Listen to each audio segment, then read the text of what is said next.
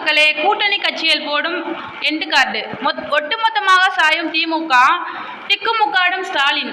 கூட்டணி கட்சிகள் போடும் எண்டு கார்டு. திமுகவிற்கு கடந்த ஒரு வருடமாகவே போதாத காலமாக உள்ளது.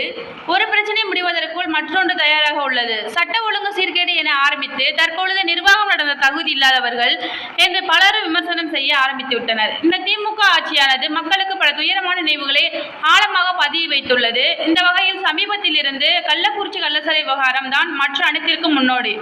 குறைந்த சில தினங்களிலே 65க்கும் மேற்பட்ட உயிர்களை இழக்க நேரிட்டது. இதனை கண்டுகொள்ளாமல் இருந்த அரசுதான் முக்கிய குற்றவாளி என மக்கள் கூற ஆரம்பித்து விட்டனர்.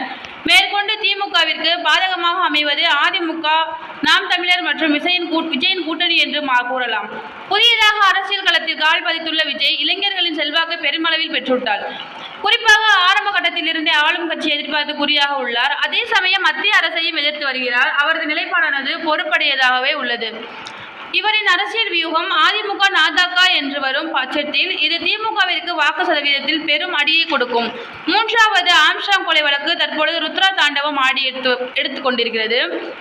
ஒரு கட்சியின் மாநில தலைவருக்கே இந்த நிலை என்றால் சாமானிய மக்களுக்கு என்ன பாதுகாப்பு இந்த கட்சியில் இருக்க போகிறது என மக்கள் சரமாரி கேள்விகளை எழுப்பி வருகின்றனர்.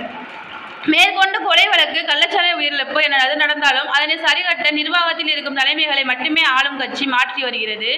இதனை கவனிக்க வேண்டிய பொறுப்பில் இருக்கும் தாங்கள் எந்த ஒரு நடவடிக்கையும் எடுப்பதில்லை. இதனால் எதிர்கட்சி என பலரும் கொந்தளிப்பில் உள்ளனர்.